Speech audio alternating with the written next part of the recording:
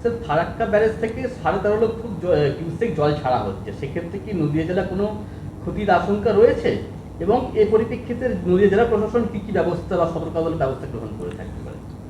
আমাদের নদিয়া জেলাতে বিগত কয়েকদিন ধরে আমরা দেখছি কি বৃষ্টি হয়ে আসছে, কিছু নিম্নচাপ এবং বিভিন্ন টরেন্সিয়াল রেইন যেগুলো আছে সেগুলো জন্য আমাদের এখানে বৃষ্টিগুলো হচ্ছিল।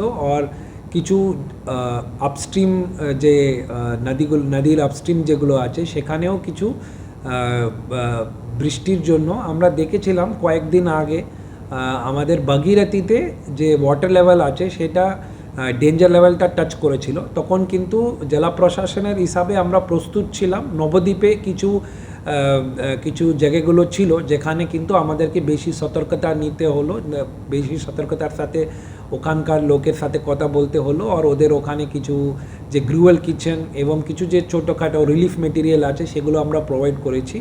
কিন্তু গতবারের যে বৃষ্টিটা হয়েছিল তাতে কিন্তু নদিয়া জেলাতে আমাদের যে মানুষের মানে যে রিলিফ ক্যাম্প কিংবা যে ড্যামেজ টু প্রপার্টি হিসাবে সেটা সেইভাবে কিন্তু কোনো ক্ষতি হয়নি। আর আমাদের করিমপুর, তেহট্টা আর এই জায়গাগুলোতে কিছু বানানা প্ল্যান্টেশন এবং যে কোলা প্ল্যান্টেশন আছে, ব্রিঞ্জল প্ল্যান্টেশন আছে, এগুলো কিন্তু কিছুটা ক্ষতিগ্রস্ত হয়েছে। সেটা আমরা এগ্রিকালচার দপ্তরের সাথে কথা বলে সেই ক্ষতি মানে কী আছে সেটা এস্টিমেটগুলো আমরা দেখছি, দপ্তরের থেকে এনকোয়ারি করা হচ্ছে। এবার যদি ফার্দার যদি কোনো রকম এরকম সিচুয়েশন যদি অ্যারাইজ করে সেটার জন্য আমরা প্রস্তুত আছি।